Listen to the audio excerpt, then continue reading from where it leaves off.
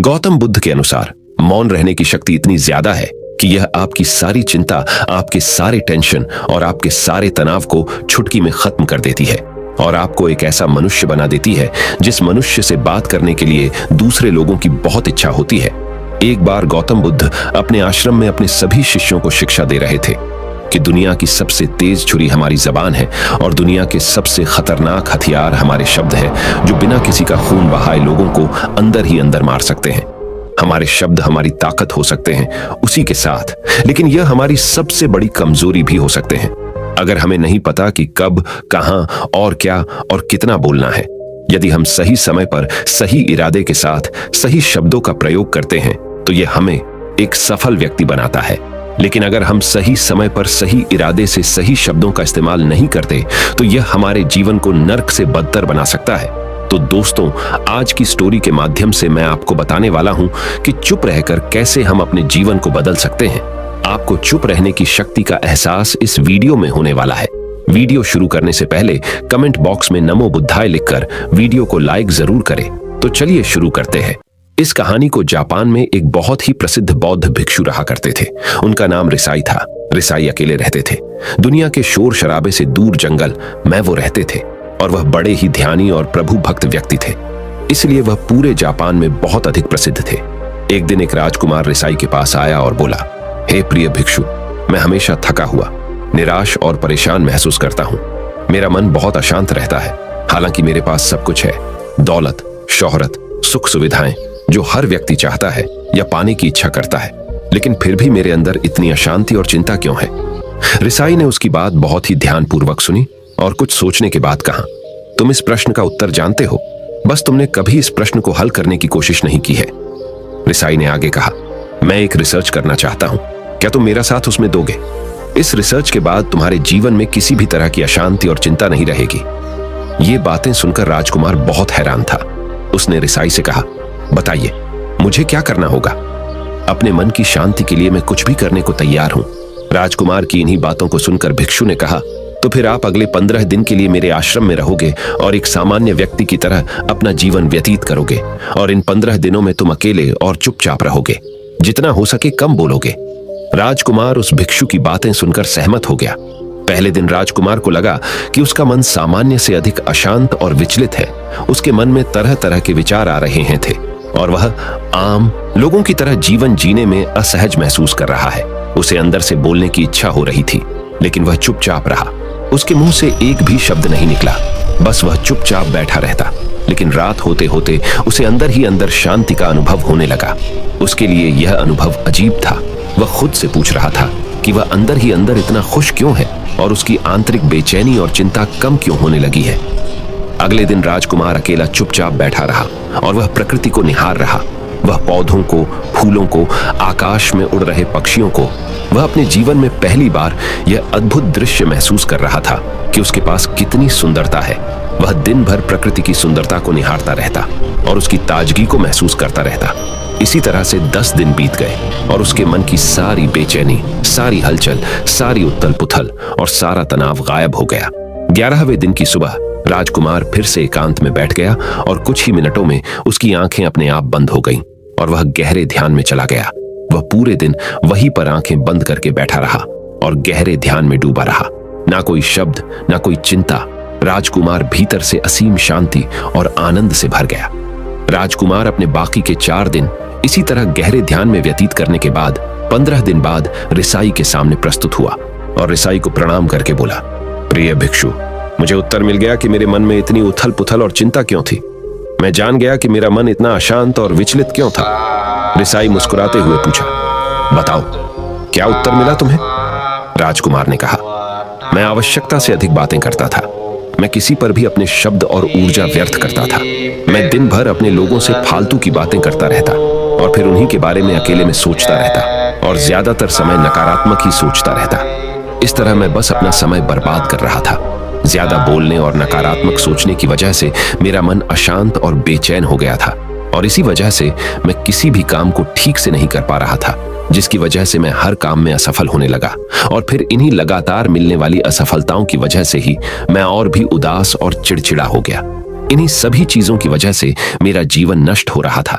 लेकिन यहाँ पर बिताए हुए 15 दिन मेरे लिए पूरी तरह से अलग थे। मुझे कुछ अलग ही एहसास यहाँ पर हो रहा था। अब मुझे ऐसा लग रहा है मैं अपना जीवन पूरी तरह से जी रहा हूँ, लेकिन इससे पहले मैं अपना जीवन गलत तरीके से जी रहा था। और मैंने यह भी सीखा कि हमें सिर्फ ध्यान करने की जरूरत नहीं है। ध्यान अपने आप होता है जब हम शांत और मौन होते हैं।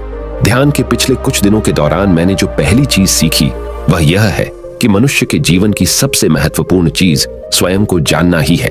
यह सुनकर रिसाई ने कहा, सिर्फ तुम ही नहीं, दुनिया में ज्यादातर लोग जरूरत से ज्यादा बोलते हैं। आज भी लोग ज्यादातर समय केवल एक दूसरे को नीचा दिखाने के लिए ही बोलते हैं।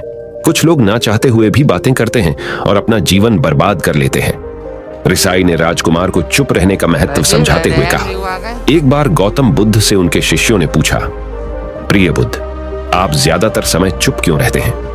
बुद्ध ने कहा, क्योंकि चुप रहने से व्यक्ति अंदर से अनंत शांति की गहराइयों में होता है। मौन अपने भीतर उतरने की पहली सीढ़ी है। मौन के बिना स्वयं को जानना असंभव है। स्वयं को जानने और समझने का पहला नियम है कि मौन हो जाओ।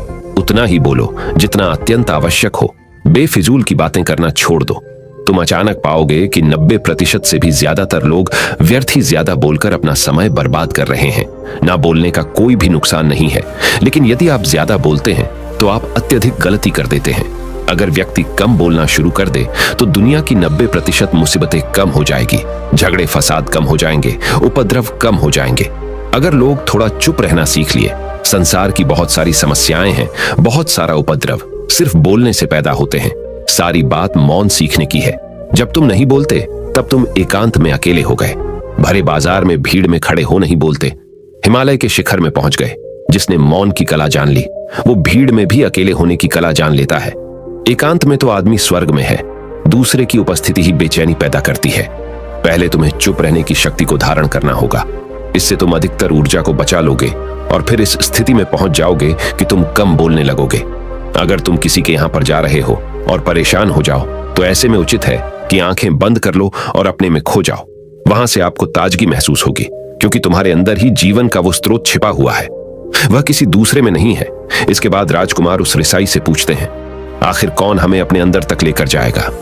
ये बातें सुनकर रिसाई बुद्ध कहते हैं, तुम्हें स्वयं ही अपने अंदर उतरना होगा और वहीं से परम राज्य जीवन का आनंद ले पाओगे। आनंद का यहीं से जन्म हुआ है। यहीं से तुम मौत में डूब जाओगे। यही तुम्हारा सूरज उदय होगा और यहीं से अस्त होगा।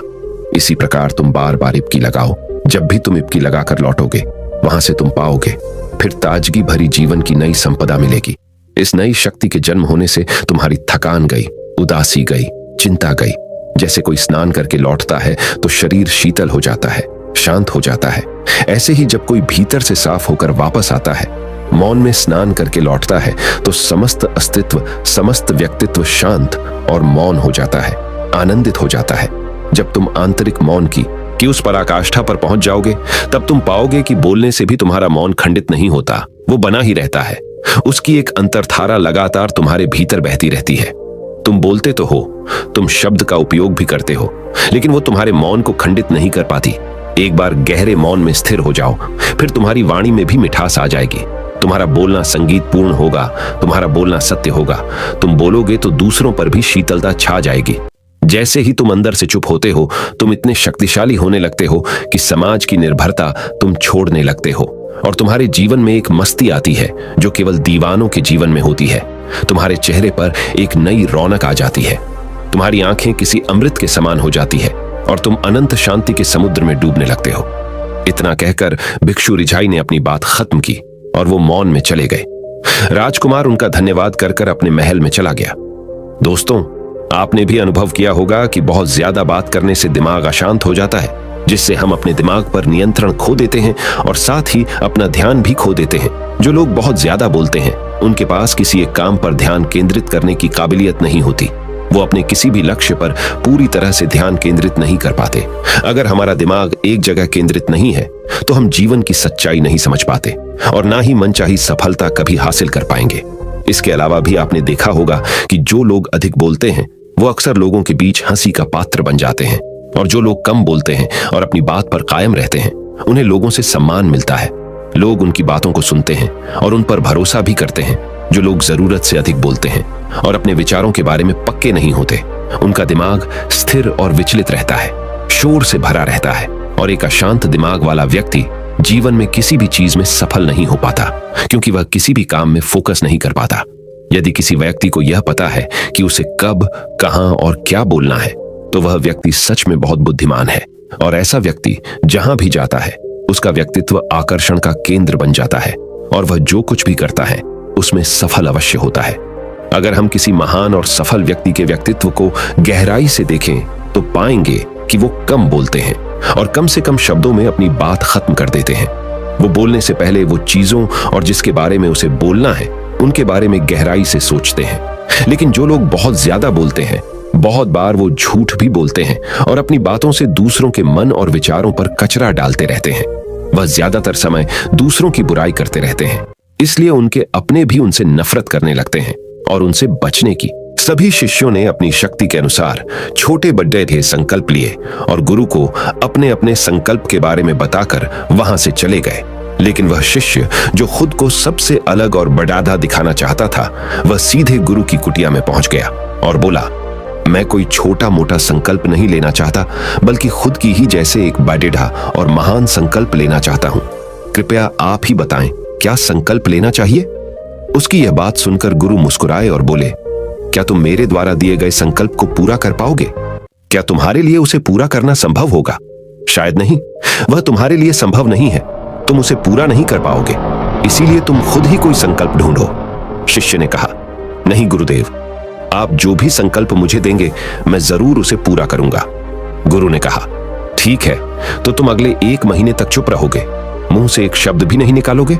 यही तुम्हारा संकल्प है? शिष्य ने कहा, गुरुदेव, यह भी कोई संकल्प है? यह तो बहुत ही आसान है। 1 महीने तक चुप ही रहना है।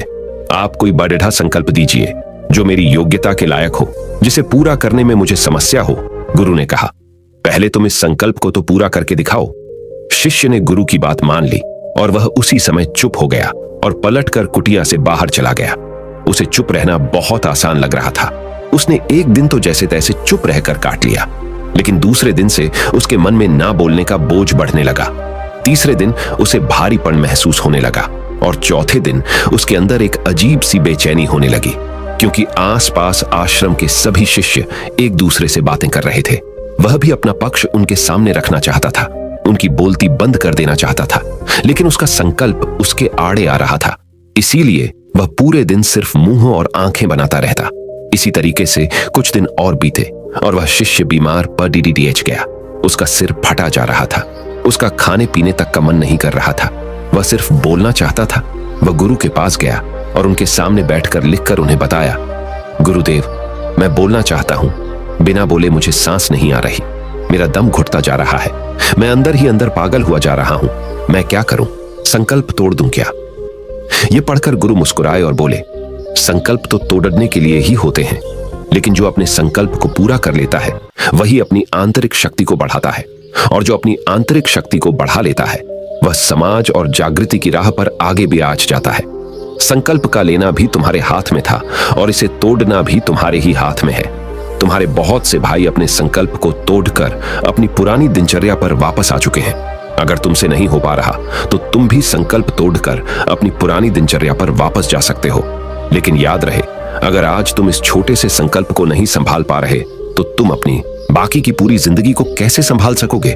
बाकी फैसला पूरी तरह से तुम्हारे हाथों में है। गुरु की यह बात उस शिष्य के दिल में चोट कर गई। वह बिना कुछ बोले वहां से वापस चला गया और खुद को अपनी कुटिया में बंद कर लिया। वह केवल अपने जरूरी कामों के लिए ही कुटिया से बाहर निकलता, बाकी सारे समय कुटिया के अंदर ही बैठा रहता। 15 दिन बीत चुके थे और आश्रम के लगभग सभी शिष्यों का संकल्प अब तक टूट चुका था, लेकिन उसका संकल्प अभी भी जारी था। संकल्प लेने के बाद से अब तक उसने एक शब्द भी नहीं बोला था। सारा आश्रम हैरान था कि इतना बोलने वाला इंसान चुप कैसे हो गया। 15 दिन बीतने के बाद वह दोबारा अपने गुरु के पास गया और लिखकर बताया है, गुरुदेव, मैं बाहर से तो चुप हूं, लेकिन मेरे भीतर बहुत सी आवाजें हैं, बहुत सी चीख पुकार और शिकायतें हैं। मैं अंदर ही अंदर बात करता रहता हूं। मेरा मन तरह तरह के प्रश्न पूछता रहता है। मैं बाहर से जितना मौन हूं, भीतर से उतने ही शोर शराबे से भरा हुआ हूं। क्या इस तरह से मेरा संकल्प अभी भी जारी है? गुरु ने कहा, हाँ, तुम्हारा संकल्प अभी भी जारी है, लेकिन जब तक लोगों की यह आवाजें तुम्हारे कानों में पेड़ी देती रहेंगी, तुम्हारा मन बोलता रहेगा, क्योंकि इसे तो आदत है बोलने की। तुम भले ही बाहर से चुप रहो, लेकिन तुम अंदर ही अंदर बोलते रहोगे। तुम्हें इन बातों से, इन आवाजों से दूर जाना पड़ ही ढेगा। शिष्य गुरु को प्रणाम कर वहां से चला जाता है और सुबह होते ही अपनी कुटिया छोड़कर जंगल की तरफ चला जाता है। कई दिन बीत जाते हैं, संकल्प का समय भी पूरा हो जाता है, लेकिन शिष्य लौट कर नहीं आया। आश्रम में सभी को डर था कि कहीं जंगली जानवर ने उसे खा ना लिया हो। इस बीच उसे ढूंढने की बहुत कोशिश की गई, लेकिन वह कहीं नहीं मिला। सभी गुरु भाइयों ने मान लिया था कि जंगली जानवरों ने उसे अपना शिकार बना लिया है, लेकिन गुरु को ऐसा नहीं लगता था। एक दिन आश्रम का एक अन्य शिष्य गुरु के पास आया और बोला, गुरुदेव, हमारे उस अधिक बोलने वाले भाई के साथ क्या हुआ होगा? क्या जानवर ने उसे मार दिया होगा? गुरु ने कहा, हो सकता है कि जानवरों ने उसे अपना शिकार बना लिया हो, लेकिन उसके न लौटने की एक दूसरी वजह भी हो सकती है। शायद उसे वह मिल गया है जिसके लिए वह गया था। फिर शिष्य ने पूछा, गुरुदेव, क्या ज्यादा बोलना इतना हानिकारक होता है? गुरु ने कहा, इंसान के जीवन के बहुत सारे दुखों में से एक दुख यह भी है कि वह कभी चुप नहीं रह सकता, हमेशा कुछ ना कुछ बोलता ही रहता है। सिर्फ हमारे बोलने के कारण हमारे आधे से ज्यादा दुख पैदा होते हैं। परिवार के अधिकतर झगड़ों की वजह हमारा बेमतलब बोलना ही होता है। हम में से कोई भी चुप नहीं रहना चाहता। हम बस सामने वाले को सुना देना चाहते हैं। जो भी हमारे मन में है सब निकालकर उसके मन में बैठा देना चाहते हैं। उसे समझा देना चाहते हैं कि देख, तू गलत है और मैं सही। और इस तरीके से सब एक दूसरे की सडडही गली बातों को ग्रहण कर रहे हैं। इस तरीके से सुनने और सुनाने का यह काम जिंदगी भर चलता रहता है। लेकिन इस नासमझी में हम अपना समय, अपना जीवन, अपनी समझ और सबसे महत्वपूर्ण व कीमती पल जो जिए जा सकते हैं, जिनको अनुभव किया जा सकता है, जिनमें आनंद को प्राप्त किया जा सकता है, यह सब खो देते हैं। लेकिन इसके बदले हमें मिलता क्या है? कुछ नहीं, सब व्यर्थ और बर्बाद हो जाता है। इस पागलपन में हमने क्या खो दिया? इसका एहसास केवल कुछ ही लोगों को हो पाता है। बाकी लोग जैसे उन्हें अपने आने का पता नहीं, वैसे ही उन्हें अपने जाने का भी पता नहीं चल पाता। शिष्य ने कहा, तो फिर इसका समाधान क्या है? गुरु ने कहा, पूरी जागरूकता के साथ अपने विचारों को देखना यही एकमात्र तरीका है। सारी मानसिक समस्याओं का वर्तमान में रहकर चिंतन करना, पूरी जागरूकता के साथ अपना काम करना जिंदगी में चमत्कारिक बदलाव ला देता है। उसके बाद वह शिष्य गुरु से अपने प्रश्नों का उत्तर पाकर उनको प्रणाम करके वहां से चला गया। उस शिष्य को आश्रम छोड़कर गए हुए 3 महीने का समय बीत चुका था, लेकिन उसकी कोई खबर न थी। अब तक तो सभी गुरु भाइयों ने भी उसके वापस लौटने की उम्मीद छोड़ दी थी। लेकिन एक दिन वह आश्रम लौट आता है। उसे देखकर सभी के आश्चर्य और खुशी का ठिकाना न रहा। लेकिन अब वह नहीं था जो यहां से गया था, वह कुछ और ही बनकर वापस आया था। उसके अंदर एक गजब का बदलाव महसूस किया जा सकता था। उसके चेहरे पर एक गजब का ठहराव और आंखों में बनी शांति थी। आश्रम में आते ही सभी गुरु भाइयों ने उसे चारों तरफ से घेर लिया और बातें करने लग गए। वह भी अपने गुरु भाइयों से बातें करने लगा। उससे बात करने वाले सभी ने यह अनुभव किया कि अब वह पहले जैसा उतावला और बातूनी नहीं रह गया था। उसके मुंह से एक एक शब्द बहुत ही सुलझे हुए और मधुरता के साथ निकल रहे थे। थोड़ी देर तक गुरु भाइयों से बात करने के बाद वह सीधा गुरु की तरफ चला गया। उसने गुरु के चरण छुए और कहा, गुरुदेव, क्या मैं अब भी मौन हूं? क्या अब भी मेरा संकल्प जारी है? गुरु ने कुछ देर तक शिष्य की आंखों में बड़े ध्यान से देखा और कहा, हाँ, तुम अब भी मौन हो। तुम्हारे मुंह से एक भी शब्द निकल नहीं रहा और तुम्हारा संकल्प अभी भी जारी है। शिष्य ने कहा, गुरुदेव, जब मैं आश्रम से गया तो मैं मुंह से तो चुप था, लेकिन मेरे अंदर बहुत सी आवाजें थीं, मन में बहुत से प्रश्न थे और वह बंद नहीं हो रहे थे। तो मैं जंगल में चला गया, इस उम्मीद से कि वहां मुझे शांति मिलेगी और मेरे मन की बकबक कम हो जाएगी। लेकिन मैं जितना एकांत में जाता गया, मेरे अंदर की आवाज उतनी ही तेज होती गई। मेरे भीतर की पुरानी से पुरानी आवाज मुझे सुनाई देने लगी। तब जाकर मैंने महसूस किया कि मैं कितना गलत कर रहा था। जब मैं अपने परिवार वालों, दोस्तों को और गुरु भाइयों को बुरा भला कहता था, तो उस समय मुझे लगता था कि मैं सही कह रहा हूं। जब मैं गुरु भाइयों की एक दूसरे से चुगली करता था और उनका मजाक बनाता, तब भी मुझे यही लगता था कि मैं उनसे बेहतर हूं और मैं सही कर रहा हूं। लेकिन उस दिन मैंने पहली बार महसूस किया कि मैं कितना गलत बोलता था। काफी दिनों तक ये आवाजें, ये शिकायतें मेरे अंदर चलती रही, लेकिन धीरे धीरे करके एक दिन ये सारी आवाजें मेरे अंदर से समाप्त हो गई। अब मैं भीतर से भी मौन हो गया।